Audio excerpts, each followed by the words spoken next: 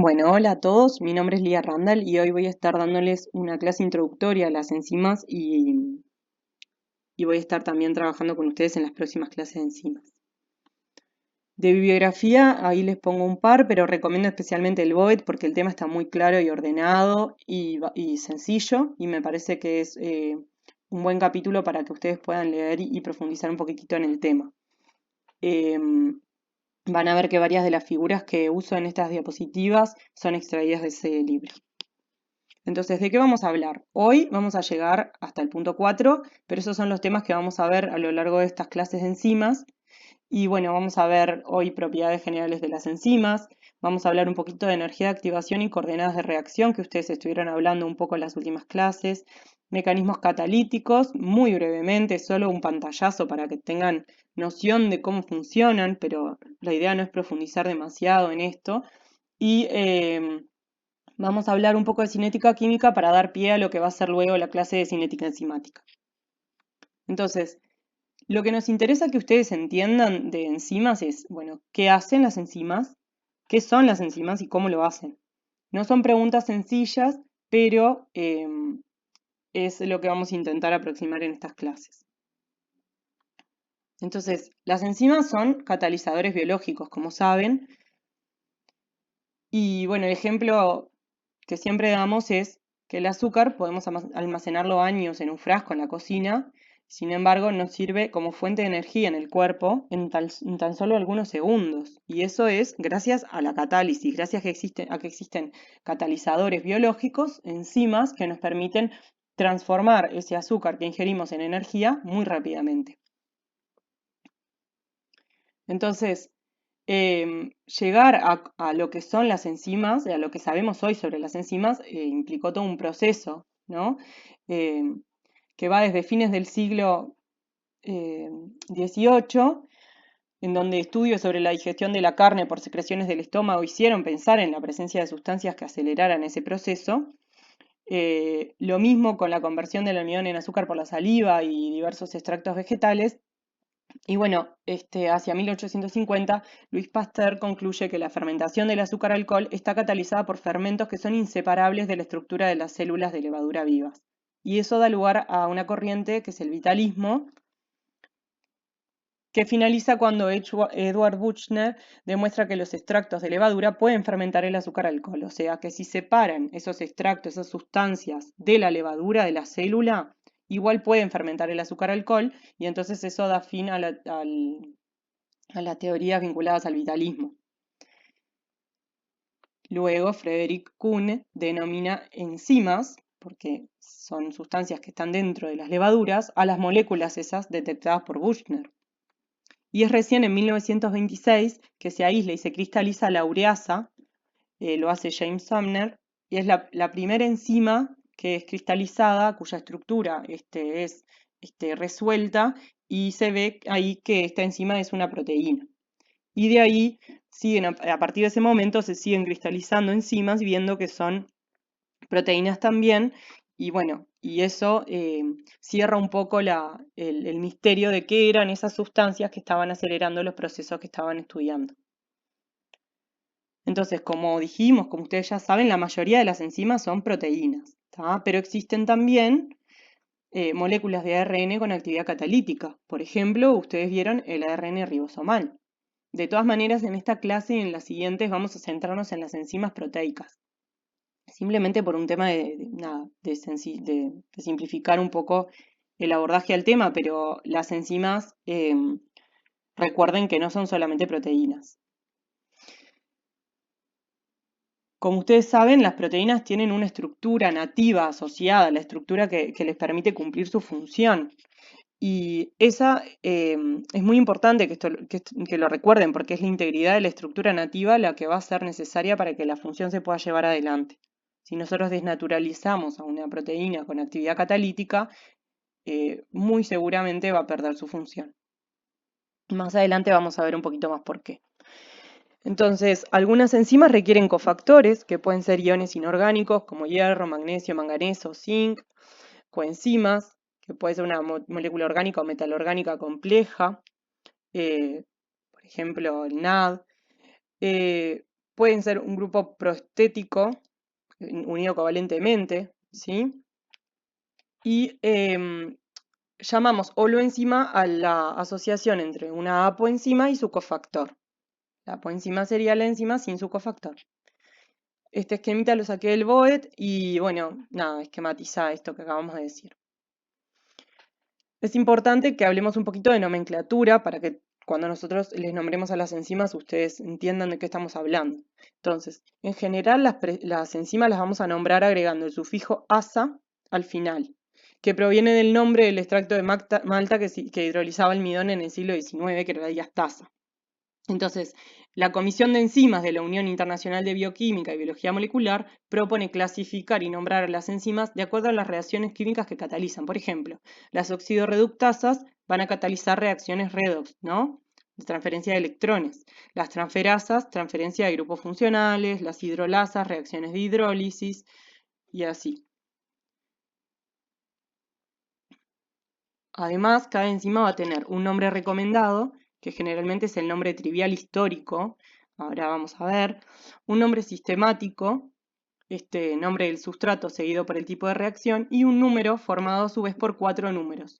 ¿Tá? Entonces, por ejemplo, la alcohol deshidrogenasa, que está acá, el nombre sistemático va a ser alcohol nada más oxidorreductasa, y va a ser, el número va a ser Enzyme Commission, es ese, 1.1.1.1. El primer número va a indicar la clase, que es oxidorreductasa, el segundo indica la subclase sobre lo que actúa, el tercero la subclase, cuando el NAD+ o NADP+ como aceptor, y el cuarto es un número arbitrario en la subclase. No tienen que saber esto de memoria ni tienen que aprendérselo.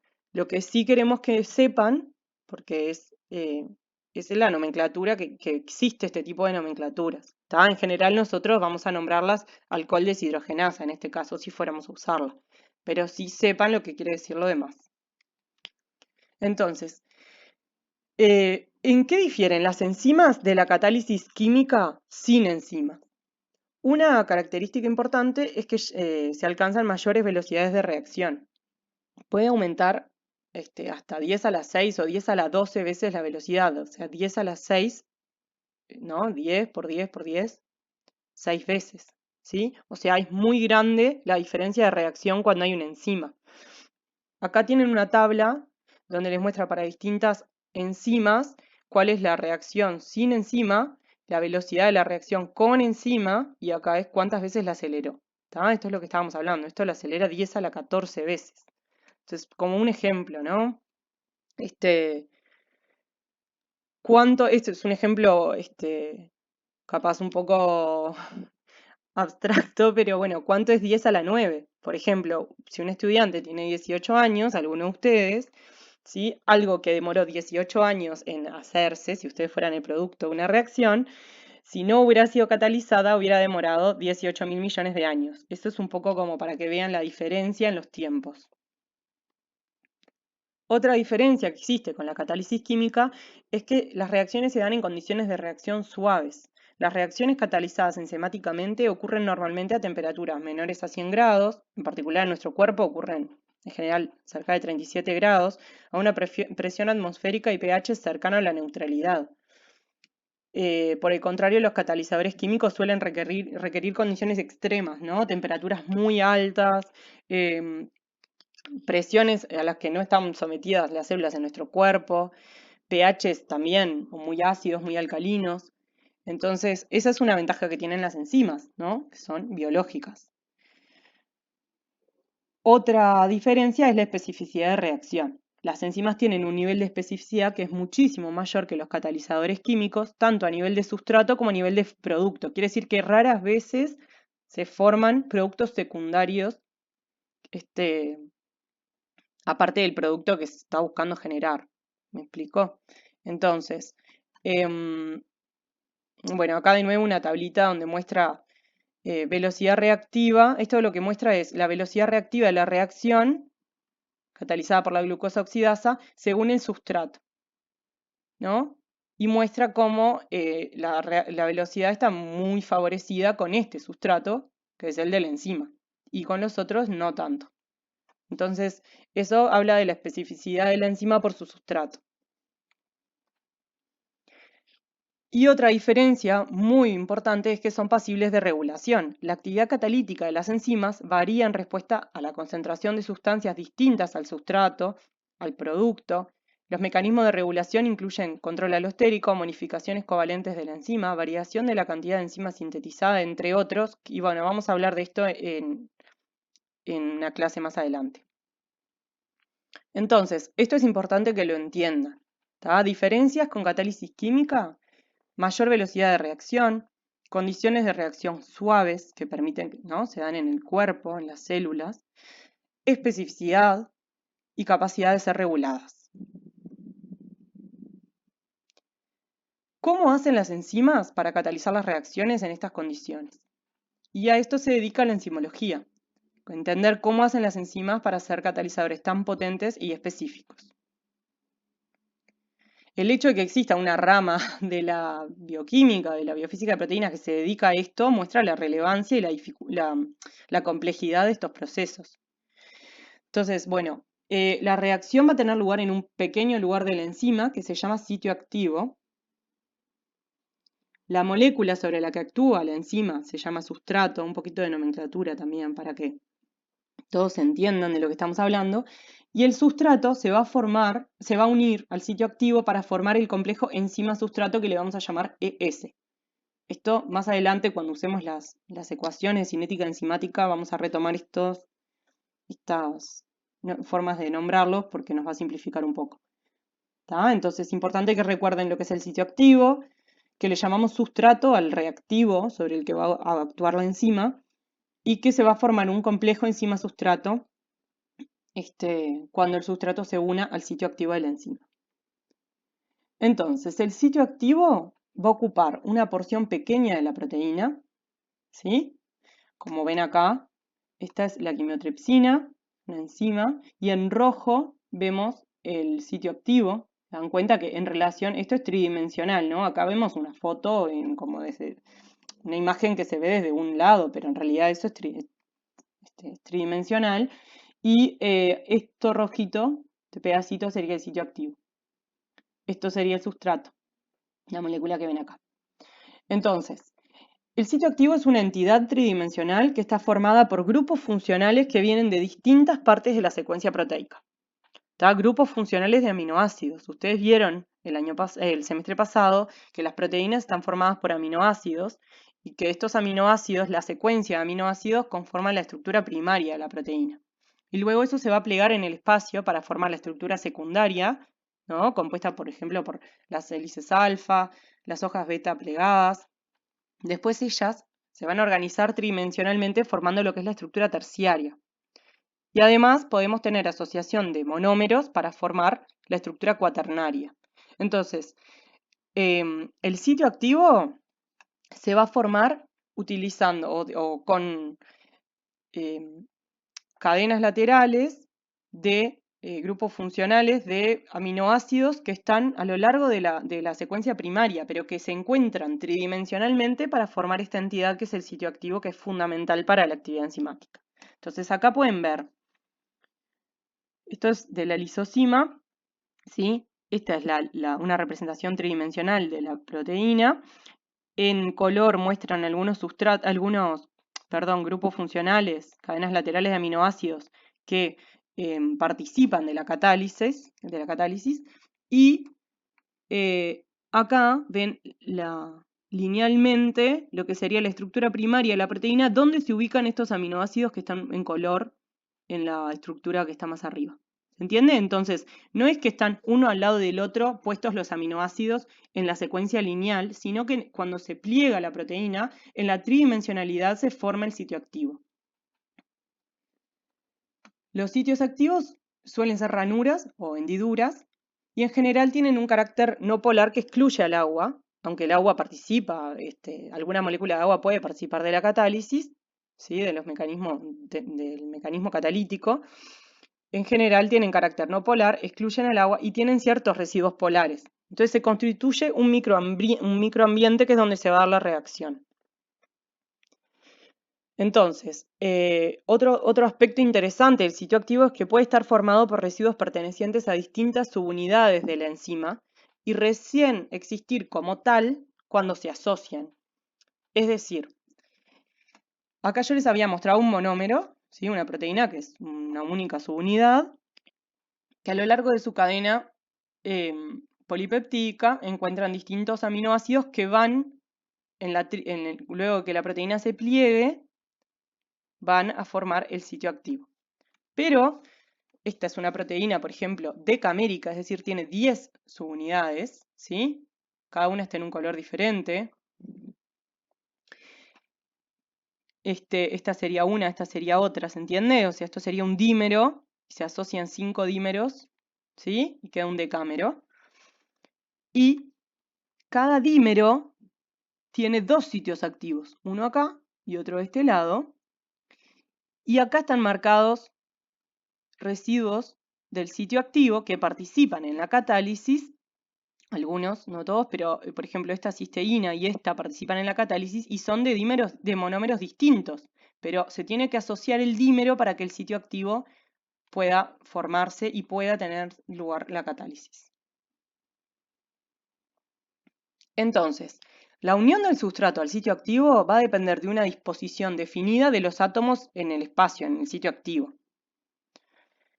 Y acá aparecen dos hipótesis en relación a cómo se da esta unión del sustrato al sitio activo. La hipótesis de llave-cerradura de Emil Fischer, que fue propuesta en 1894, propone que el sitio de unión al sustrato puede existir en ausencia de sustrato. O sea, si esto en violeta es la proteína y esto en amarillo es el sustrato, el ligando, ¿sí? Ya va a estar la estructura dada para que se unan y quede el complejo enzima-sustrato formado. Sin embargo, existe una hipótesis, que es la de encaje inducido de Daniel Koshland, que dice que el sitio de unión al sustrato se forma cuando se une el sustrato. Es decir, que existe una conformación de la enzima que favorece la unión al sustrato, pero que recién se forma el sitio activo, así como lo verían acá, bien complementario del sustrato. Y acá se muestra como si fuera una forma idéntica al sustrato, pero en realidad son enlaces que se dan, ¿no? Recién se formaría el sitio activo, así como lo ven acá, cuando el sustrato se une. ¿Se entiende? Entonces, existen estas dos hipótesis que están planteadas para explicar cómo se da la unión de sustrato al sitio activo, y en realidad, a lo largo de los años, se ha demostrado que lo que ocurre en general es el encaje inducido. Es decir, existe como una preconformación de la proteína que favorece la unión al sustrato, pero que luego hay un cambio de conformación en la proteína cuando éste se une que permite que se forme el complejo enzima-sustrato. Esto es la exoquinasa, ¿sí? Acá está sin glucosa, que es el sustrato, ustedes conocen la exoquinasa, ¿no? Cataliza la transferencia de un grupo fosfato a la glucosa, ¿se acuerdan? La vimos en la discusión de bioenergética, la vieron en el primer semestre. Entonces, la exoquinasa sin glucosa sería esta, y miren lo que pasa cuando está con glucosa, ¿sí? Hay un cambio de conformación de la proteína, pero ya está favorecida la entrada del sustrato al sitio activo, ¿sí? O la asociación del sustrato al sitio activo, lo cual no quiere decir que ya estuviera la enzima en la conformación final que tiene cuando el sustrato está unido. Entonces, ¿cómo se da esta unión entre el sustrato y la enzima? Los sustratos se van a unir a las enzimas por múltiples uniones débiles. Estas incluyen interacciones de Van der Waals, interacciones electrostáticas, enlaces de hidrógeno, interacciones hidrofóbicas. ¿tá? Las constantes de equilibrio de los complejos enzima-sustrato van a ir de 10 a la menos 2 a 10 a la menos 8, lo que corresponde a energías libres de este orden, considerando la ecuación que vimos, ¿no? Delta G0' igual a menos RT por el logaritmo neperiano de la constante de equilibrio. Pero ¿qué pasa? Como ven acá, esto es muy simplificado también, pero bueno, como ven, si este es el sustrato y este es la enzima, cuando el sustrato ingrese al sitio activo, ¿sí? Y se asocia a la enzima, se van a dar múltiples interacciones. Que van a favorecer que globalmente haya una estabilización importante.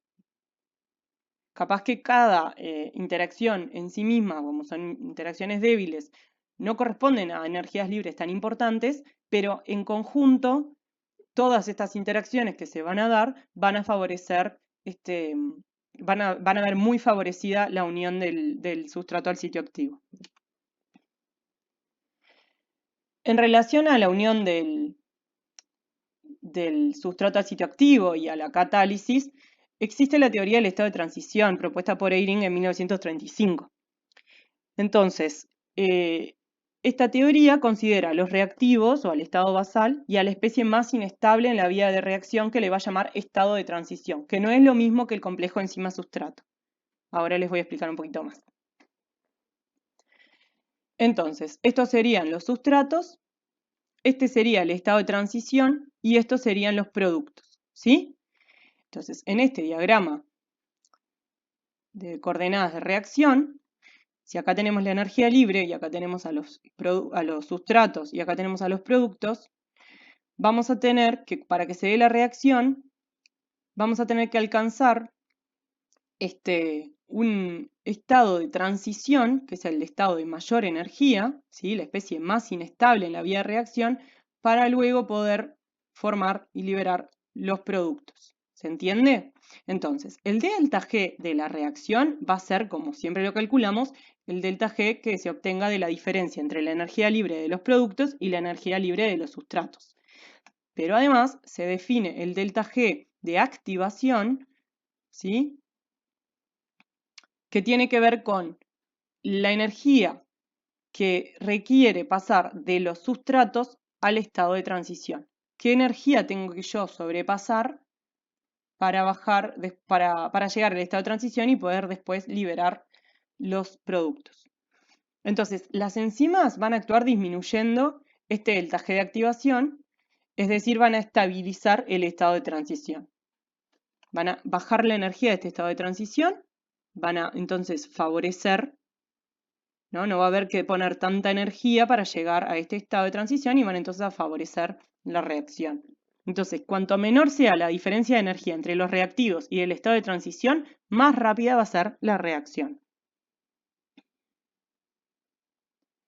Entonces, si tenemos acá en el esquema rojo, tenemos una reacción sin enzima, ¿sí?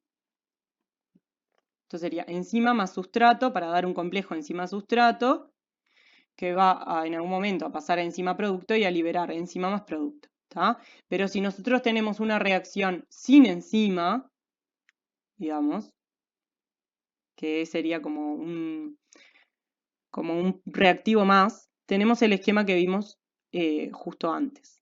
Pero si nosotros agregamos la enzima, vamos a bajar la energía del estado de transición. ¿Ven? Este complejo enzima-sustrato en estado de transición, ¿sí? Tiene menos energía que esto, que estaba sin catalizar. Entonces, la energía de activación va a ser menor y se va a ver favorecida la reacción.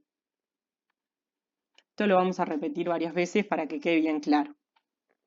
Entonces, la teoría del estado de transición establece que las enzimas aceleran las velocidades de reacción bajando la energía de activación pero sin alterar la posición del equilibrio. ¿Por qué sin alterar la posición del equilibrio? Si yo tengo los sustratos con una energía libre y los productos con una energía libre, no importa lo que yo haga en el camino, mientras yo tenga los mismos sustratos y los mismos productos, el delta G0' va a seguir siendo el mismo, ¿se entiende? Entonces no voy a alterar la posición del equilibrio. Lo único que yo voy a hacer es alterar la velocidad de la reacción, pero voy a partir de los mismos sustratos y voy a llegar a los mismos productos. Acá hay un esquemita con la reacción sin catalizar y acá el esquemita con la reacción catalizada. Se ve en donde en negro muestra el delta G de activación de la reacción sin catalizar y en celeste el delta G de activación de la reacción catalizada. Entonces, y si calculáramos el delta G0' de la reacción, ¿sí? La energía libre de los sustratos y del producto sería la misma, entonces el delta G0' no cambiaría. Recordar siempre que para que una reacción sea espontánea, el delta G tiene que ser negativo, y bueno, entonces las enzimas no van a cambiar el delta G de la reacción. Van a acelerar reacciones termodinámicamente posibles, y esto es muy importante. Una reacción, o sea, como acabamos de decir, no vamos a cambiar el delta G de reacción, porque el delta G de reacción es la diferencia entre el delta G de los productos y el delta G de los reactivos. Eso no va a cambiar. Entonces siempre recuerden que las enzimas solamente van a catalizar reacciones que sean termodinámicamente favorables, por ende con delta G negativo. Para reacciones que no sean termodinámicamente favorables, lo que se hace es acoplarlas a reacciones que son muy exergónicas, como vimos en la discusión de bioenergética. Entonces, ¿cómo hacen las enzimas para acelerar las reacciones? Van a estabilizar el estado de transición y van a bajar entonces la barrera de activación. Esto lo propone Pauling en 1948. La unión de la enzima sustrato va a generar una nueva vía de reacción, entonces, en la que la energía del estado de transición es menor que en ausencia de enzima. Y esto se da porque los sustratos se van a unir a las enzimas por múltiples uniones débiles, que son las que nombramos: interacciones de Van der Waals, interacciones electrostáticas, puentes de hidrógeno, enlaces de hidrógeno se llaman también, interacciones hidrofóbicas. Las interacciones débiles entre la enzima y el sustrato se van a optimizar en el estado de transición, ¿sí? Van a llegar a una conformación óptima, y la energía liberada en el establecimiento de estas interacciones débiles va a disminuir la barrera de activación, va a estabilizar ese estado de transición, disminuyendo la barrera de activación.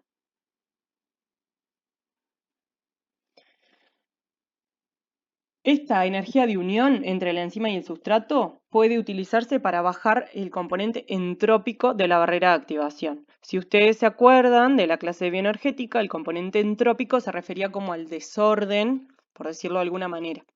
Y bueno, y ahí esas uniones, esas interacciones entre el sustrato y el sitio activo van a hacer que todo se pueda dar en un espacio chico, donde ya están estabilizados esas interacciones y ese sustrato en ese sitio activo, y va a disminuir ese componente entrópico bajando la barrera de activación.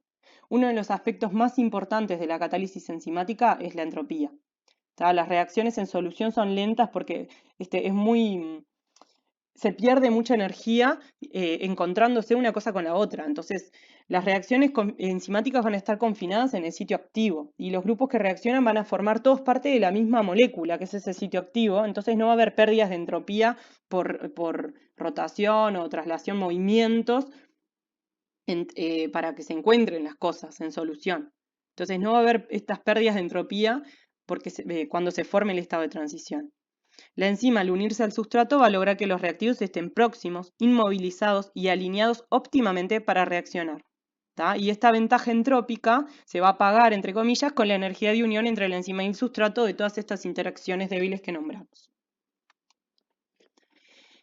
Entonces, los sitios activos de las enzimas no van a ser complementarios a los sustratos, sino que van a ser complementarios a los estados de transición.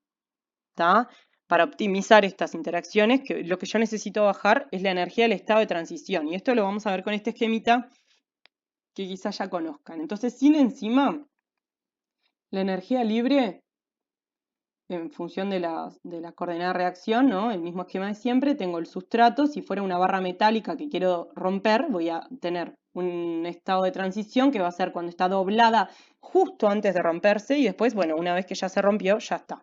Entonces, si yo logro doblarla así, ya estoy más cerca de romperla.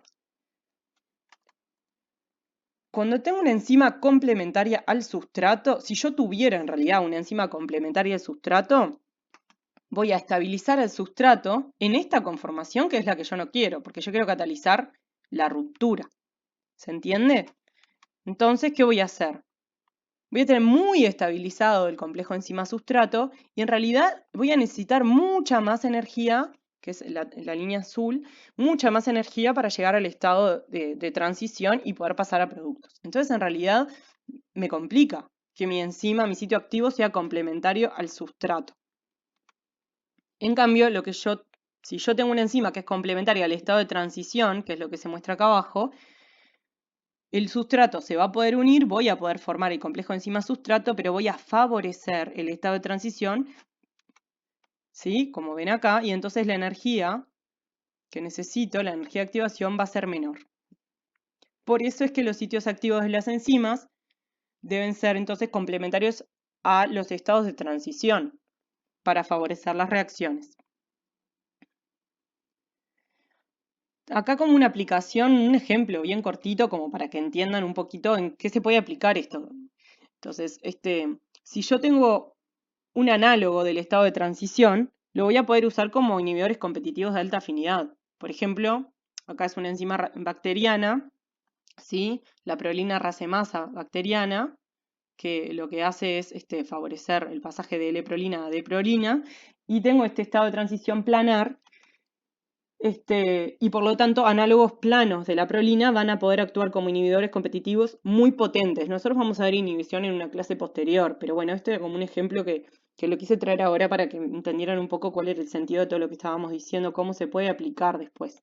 ¿Tá? Entonces, para que ustedes, esto también demuestra como se une 160 veces mejor que la prolina, por ejemplo, ¿no? Estos análogos planos, demuestra que el sitio activo es realmente complementario al estado de transición. Entonces acá les dejo un ejercicito para que ustedes hagan, cada uno en sus casas, ¿sí? Para que ustedes razonen algunas preguntas en relación al esquema este.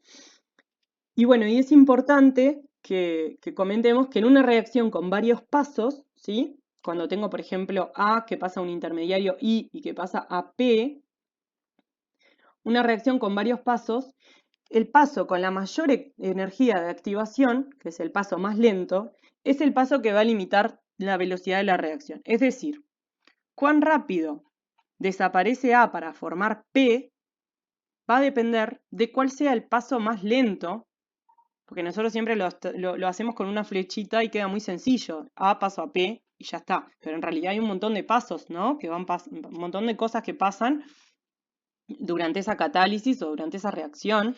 Y bueno, voy a tener un paso que sea más lento que los demás y ese va a ser el que me va a limitar la velocidad de la reacción global. O sea, lo rápido que aparezca el producto.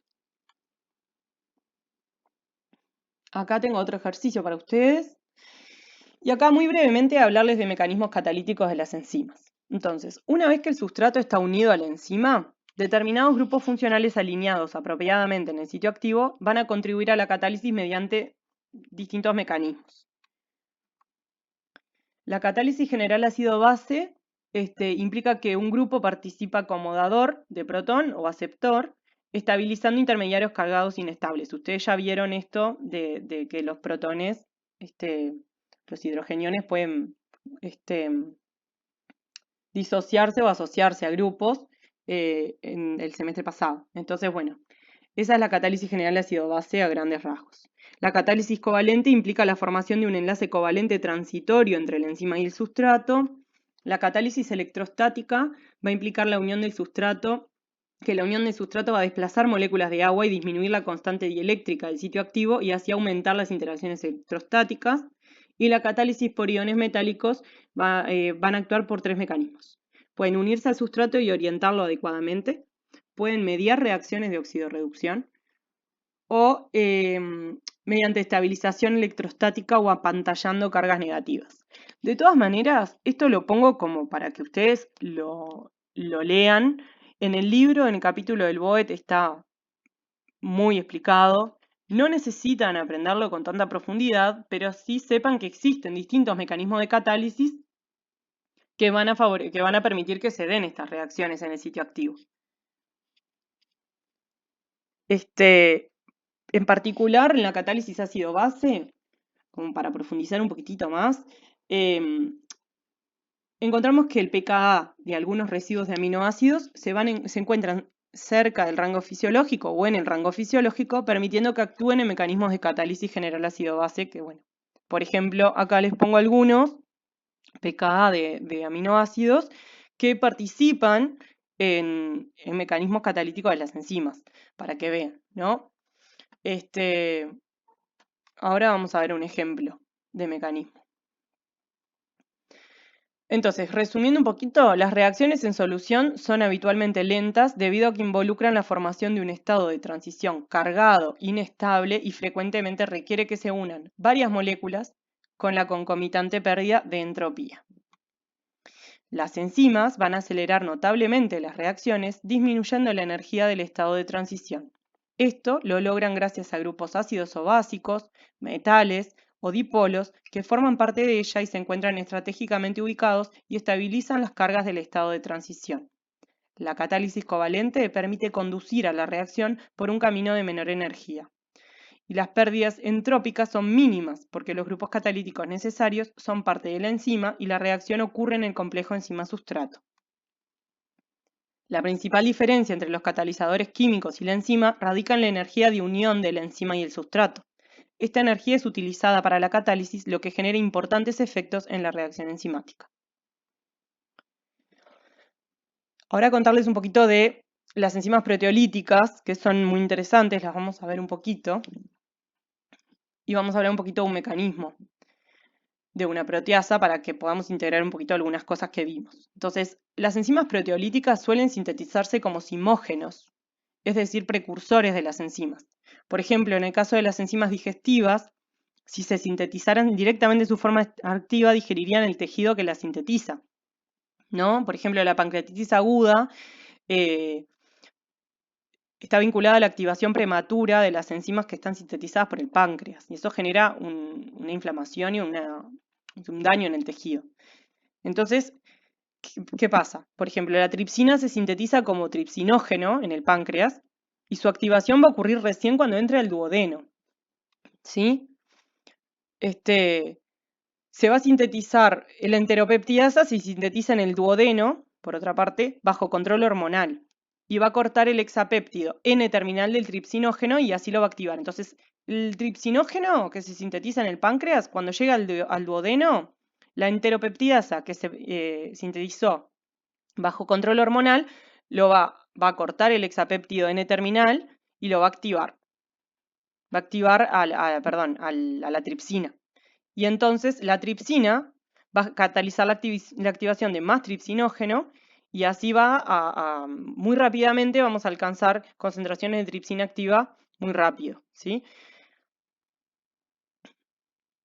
La activación secuencial de proenzimas también hace posible que se generen grandes cantidades de enzimas activas en respuesta a diferentes señales fisiológicas. Por ejemplo, en la cascada de la coagulación, ¿sí? Las proteasas de serina que participan en la cascada de coagulación, que permiten que cuando nos lastimamos no nos desangremos, ¿no? Y haya una coagulación, y son sintetizadas como simógenos por el hígado y circulan hasta ser activadas por daño a un vaso sanguíneo, ¿no? Y miren lo que son las cascadas y muy rápidamente se puede activar una serie de proteasas de serina que van a permitir que la coagulación se dé en tiempo y forma. Y bueno, un ejemplo de mecanismo es las proteasas de serina. Van a ver que el libro tiene explicado todo esto, pero bueno, capaz que contarles un poquito. Este sería el sitio activo de una serinproteasa, ¿sí? Con los aminoácidos, ¿ven? Marcados los aminoácidos que van a participar de la catálisis.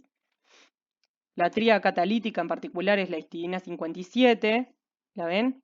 El aspartato 102 y la serina 195. Se dan cuenta que no están una al lado de la otra en secuencia, o sea, la histidina es el aminoácido 57 y la serina el 195. Sin embargo, los tres son la tríada catalítica, es decir, los residuos que son fundamentales para que esta enzima pueda ser activa y se pueda dar esta reacción catalizada enzimáticamente. Y este es un esquema que ahora capaz que los asusta un poco, pero si lo van leyendo a poco van a ver que no es tan complejo, de la catálisis del mecanismo catalítico de estas serinproteasas. Se llaman serinproteasas porque, bueno, la serina las proteasas pueden, su actividad puede depender de distintos residuos y en este caso la serina esa 195 es fundamental para su actividad. el objetivo de una proteasa, ¿cuál es? Como hablamos hoy cuando hablamos de nomenclatura, ¿no? Romper enlace peptídico, ¿no? Romper proteínas, proteasa. Entonces, muy brevemente, obviamente esto no se lo tienen que aprender, pero yo quiero que ustedes vean que acá nombra al mecanismo general ácido-base y un ataque nucleofílico para, para formar un intermediario tetraédrico, que luego va a romperse por catálisis general ácida. Luego va a liberarse o sea, este sería el péptido que quieren romper, ¿no? Acá en azul, digamos. Sería el enlace peptídico que quieren romper, sustrato polipeptídico. Entonces va a ir liberando primero el extremo amino, después va a liberar el extremo carboxilo, carbonilo, perdón, y ¿qué les iba a decir? No, nada, lo que les quería mostrar acá era que en este mecanismo catalítico utiliza distintos aspectos, distintos mecanismos que vimos cuando hablamos de los mecanismos. O sea, que no es que necesariamente una enzima va a utilizar un aspecto, por ejemplo, ácido-base y nada más. Va a haber combinaciones de las distintas reacciones que se pueden dar en el sitio activo para lograr catalizar la reacción.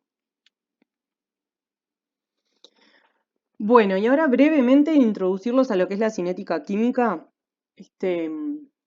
Voy a tratar de ser breve, es medio complejo esto de grabar las clases, pero bueno, las dudas que tengan las podemos discutir después en las instancias de discusión de ejercicio.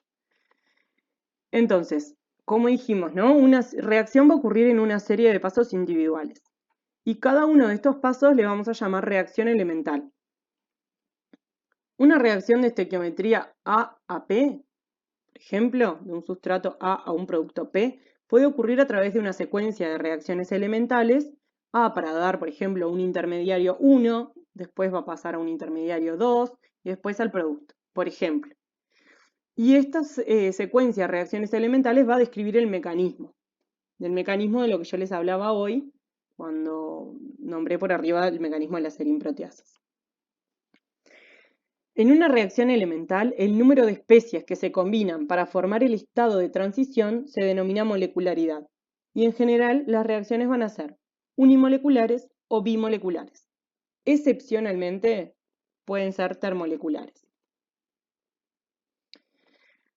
A una temperatura determinada, la velocidad de una reacción elemental es proporcional a la concentración de especies que participan. Porque va a depender de la frecuencia con la que se encuentran las moléculas, ¿no? Esto es como medio intuitivo, pero capaz que para explicarles un poquito más, o sea, si yo tengo todo pasando a una temperatura mayor, va a haber más movimiento de las moléculas y es más probable que se encuentren y que se dé la reacción, ¿no? Entonces la velocidad de una reacción va a depender de la temperatura, por eso hice una temperatura determinada, y además si yo tengo más concentración de las especies que participan, voy a favorecer que se encuentren también. Entonces, a mayor concentración de especies, mayor velocidad de reacción. ¿Sí? Entonces, la velocidad de una reacción es proporcional a la concentración de las especies que participan. Para una determinada reacción, yo voy a definir la velocidad como el cambio de la concentración de reactivos o productos en el tiempo. Es decir, una velocidad es cuán rápido pasa algo. Por ejemplo, ¿cuánto tiempo me lleva llegar a un lugar? ¿Cuánto tiempo me lleva hacer una cosa? ¿Cuánto tiempo me lleva ver que aparece producto? ¿O cuánto tiempo me lleva que desaparezca el sustrato? Eso es la velocidad, es el cambio de la concentración de reactivos en el tiempo o el cambio de la concentración de productos en el tiempo. Ahí dice, ¿no? Se incluye el signo negativo en el caso de los reactivos para que la velocidad siempre sea positiva. ¿Cómo es esto? Entonces, si yo tengo este esquema de reacción como muy general, ¿no?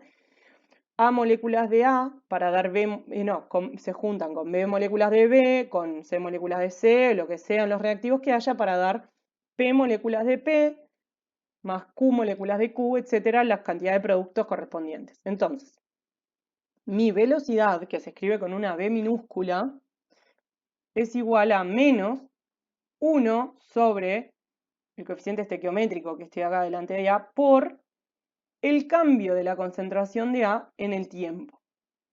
¿Está? El cambio de la concentración de A en el tiempo se escribe así como la derivada, ¿sí?, de A en función del tiempo. Esto quizás lo tengan que ir a repasar, lo podemos repasar juntos en la clase, pero es cómo cambia la concentración de A en el tiempo, ¿sí?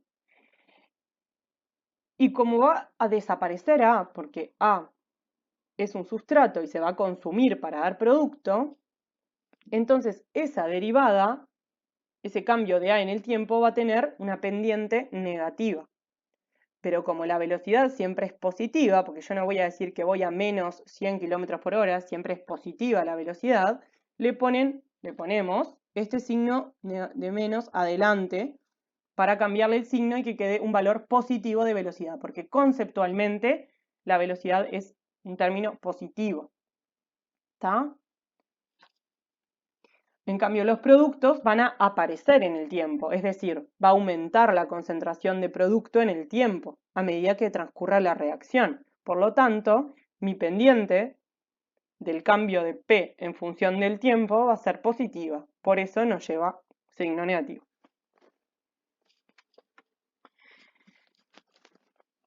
Y además, la velocidad se puede expresar como una constante cinética asociada a la reacción, K minúscula, por la concentración de A elevada al coeficiente estequiométrico por la concentración de B elevada al coeficiente estequiométrico, o sea, estos serían si estos fueran los únicos reactivos. ¿Tá? Entonces, el orden de una reacción es la suma de los exponentes de los factores de concentración en la ley de velocidad, o sea, A más B sería, y debe ser determinado experimentalmente. ¿Tá? O sea que en realidad eso se determina experimentalmente y esto, ustedes no se mareen con esto, pero yo les quería explicar lo que era el orden, porque más adelante van a ver que vamos a analizar las ecuaciones de velocidad según el orden de la reacción. Para una reacción elemental, el orden es igual a la molecularidad. ¿Tá? O sea, en nuestro caso, que vamos a ver como reacciones, como vamos a utilizar un modelo de reacción concreto, el orden es igual a la molecularidad. Entonces, por ejemplo, una reacción de orden 1 sería que A se transforma en P. Entonces, ya dijimos que la velocidad de la reacción va a depender de la concentración de sustrato, ¿no? De A. Y de una constante cinética asociada a este paso de reacción. Que la constante cinética, por ejemplo, va a depender de la temperatura, porque ya hablamos de que las velocidades dependen de la temperatura. Entonces, por ejemplo, la constante cinética depende de la temperatura y adentro de esa K minúscula que ustedes ven hay varias cosas que después vamos a ver. Pero además, la velocidad depende de la concentración del sustrato. Entonces, miren esto. Velocidad es igual, y acá al final dice, constante cinética asociada a ese paso, a esa reacción, por la concentración de sustrato. ¿Tá? Esa es una forma de expresar la ecuación de velocidad. Y otra forma de calcular la velocidad es, siguiendo el cambio de A en el tiempo, siempre en términos positivos, o sea que acá como desaparece el sustrato, tiene un signo de menos adelante, o ver la aparición de producto o el cambio en la concentración de producto en el tiempo, que sería la pendiente de esa gráfica, que más adelante vamos a ver. Una reacción de orden 2 sería, por ejemplo, cuando dos moléculas de A se unen para dar una molécula de P. Entonces, en este caso, siguiendo la ecuación que vimos anteriormente, la velocidad sería igual a menos, acá está mal, en realidad sería 1/2 de la derivada de A en función del tiempo, ¿sí? Le falta un medio acá, como lo que habíamos visto acá, ¿se acuerdan?